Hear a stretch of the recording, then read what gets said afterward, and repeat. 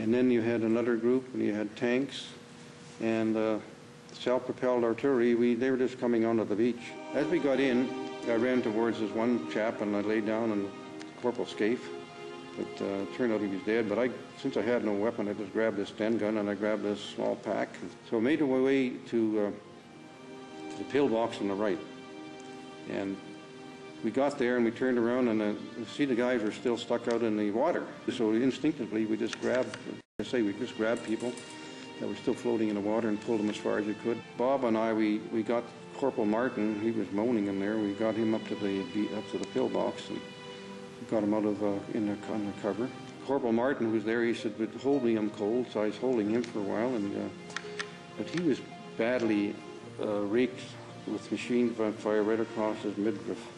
And of course, that meant that his lungs were going, and you had the bubbles from his mouth, from the blood. And he passed away in a matter of about a minute. So I found out later he had a young kid that he never saw, a young boy in England that I didn't think he had ever seen. The whole area, we roughly 130 casualties we had along the beach. You waited so long to die so fast, You think about it, you lose a lot of all your people who trained for all that time. A lot of them are gone in just that short time. And then you look around, where's all your buddies, all the people you know? And the brigade headquarters come in, and there's a sergeant major there. They needed a runner, so I was designated as a runner for about a half a day.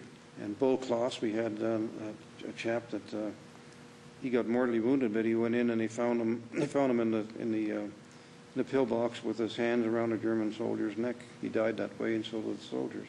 But we didn't go through the town itself. We just sort of went past it, The Regina Rifles, they were in the town, and we were sort of on the outskirts. I landed here on D-Day with a lot of comrades who never made it. We didn't have much room, but what people don't understand, how few people were there.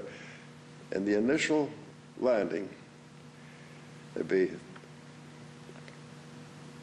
270 Queen's Own, 270 North Shore, 270 Regina Rifles, 270 Winnipeg Rifles.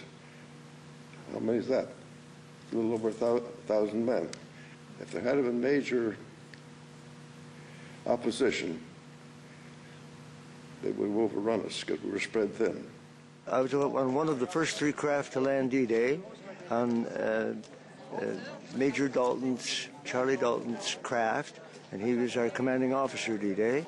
A Company landed pretty well in front of the famous half-timbered building that some people call a hotel, but was actually a residence. B Company, my platoon, landed pretty well dead smack in front of a manned pillbox. Now, what happened to the others, I have no idea, because I was only concerned in myself and my men and so forth. Each individual's got a very local war, 50, 60 feet by either side of them. It's different. Maybe in front, maybe behind, but not on either side. And then we started to hit the shore, and then we down the doors, and then we started jumping off. Our landing craft that got in fairly close, we were up to our waist in water. I've always said it was below my crotch.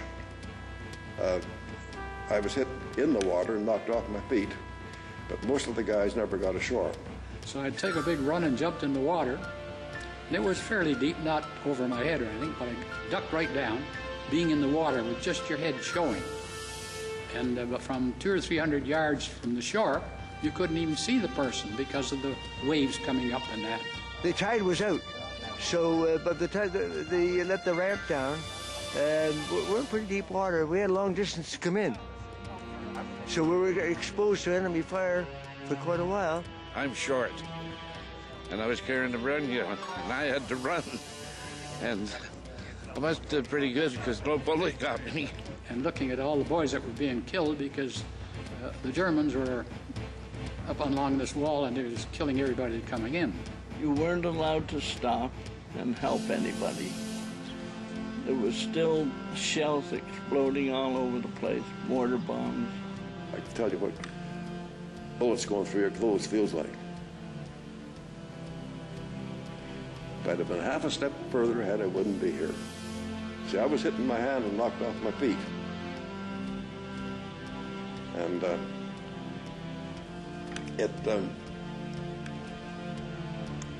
when I come up, I had no section. You could see the bodies, see the blood, but no section. Normandy was a meat grinder.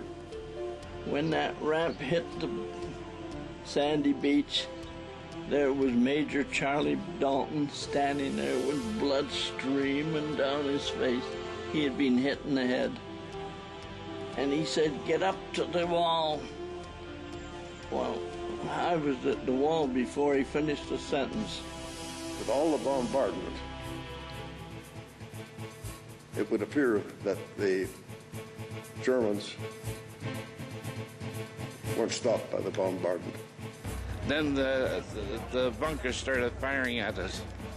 And when we hit here, our aim was right away to hit the wall and then go again. But a lot of good men didn't go. And the beaches out there were red with blood of dying comrades. Took about 10 steps when I was wounded myself through a bad wound through the right shoulder. And after I was hit, the sergeant major, the one I told you about, I got permission from, he came over and took my gear off and dropped it in the ocean. And we found out later he did the right thing because apparently my collarbone was just left with a splinter, and had that broken off, it would have punctured my lung likely, and I probably would have drowned, so, in my own blood. So the thing is that I say by the grace of God I'm here. We had a lot of equipment that didn't get ashore. No Bren guns in our section, in our boat, got ashore. Anybody that was carrying anything but a rifle didn't make it. I'll tell you, any man says he wasn't scared, I'll show you a liar. What can you do against a wall, pillbox, MG-42? They're belt fed, they just keep on going. And those rifles were terrible. Single shots, bang, bang. Instead of like the Americans, you cock it once and bang, bang, bang, bang, bang. And these are the few things that I sort of hold against our country for not being smart enough to realize that, because every time the guy would fire, he'd have to cock it again, you see.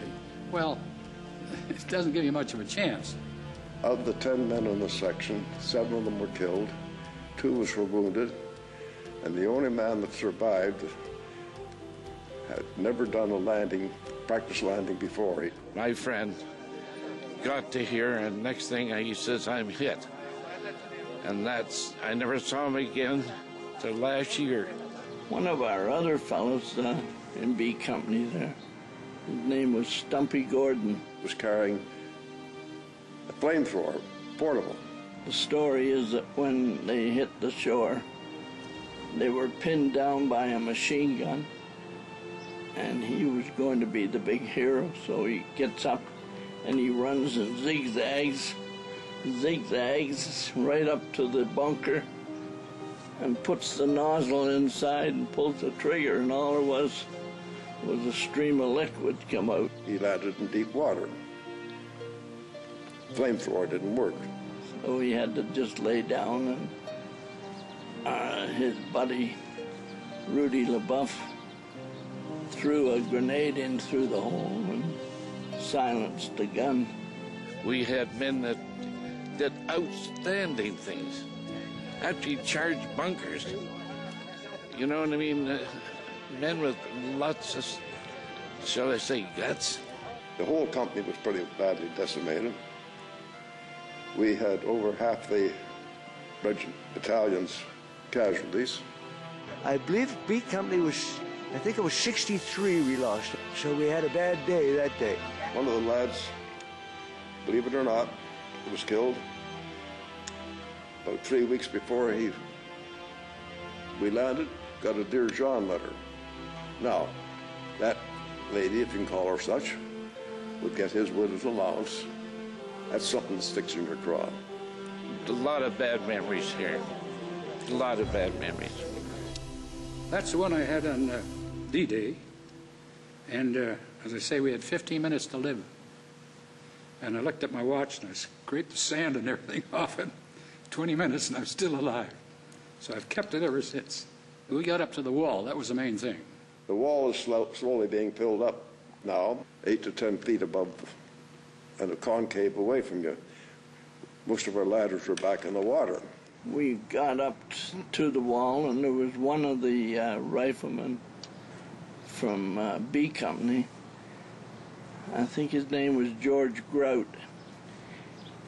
He had one of his phosphorus grenades hit by a bullet, and he was the phosphorus was burning him. So just as we passed him, 2 men were dragging him down to the water to submerge him to put the fire out and that. There was reinforcing rods sticking up, and one was bent over. But I took my toggle rope off, jumped up about that high on this wall, and hooked it onto one of these. And I thought, well, I'll hook out on there, and I'll get over the top of the wall. And when I did, I just heard whoosh, the bullets flying over my head, and I fell right back down. And I left my toggle rope up there. I didn't need it anymore.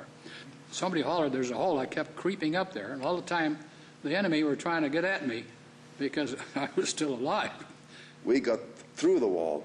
It was a hole possibly 4 feet wide, 5 feet high. So I got through the hole on the other side, and when I did and stood up, the ground was as tall as I was. And I took a sod and put it over my head. Once we got past the wall, there was sporadic sniping. The half-timbered house has got a sign on it, the Queen's Own liberated it, the first building in Normandy to be liberated. If there was fighting in the Bernay, I don't think so. There was no major damage. If it hadn't been for the hole in the wall, we'd have had trouble. That's when I saw my first flail. Now, a flail is a tank with a big drum on the front with chains. And these chains, and these drums go, this drum goes around the chains, and it beats the ground for mines. So we got in behind these, and as it moved in, beating the ground, because we knew there, and it would pick up a mine and explode in the air. Part of the chain would go with it. And we followed it all the way through. At the same time, there were 2 white tapes being put out. And as long as we stayed in those tapes, we were fine. I remember seeing the guys after we crossed the wall, some of them, from other platoons. In fact, a friend of mine came over to me, whacked me on the shoulder, said, "You made it, Rolf." He says, "You've been hit." Because he hit me on my right shoulder. I'd taken a piece of shrapnel and didn't realize it. Frank came up to me and said, "Rolf, go down and see if you can pick up a couple of Brens and some Bren mags." And so I did. I went back.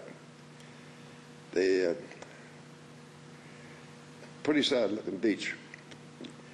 To see people you knew, knowing that they weren't ever going to fight again. They were men, although some of them were only kids yet. Many of them had said it was one of our worst days. We had a first-class seat, just could watch everything going on. And unfortunately, I saw a friend get killed. He was with 421 Squadron. Johnny Drope is his name.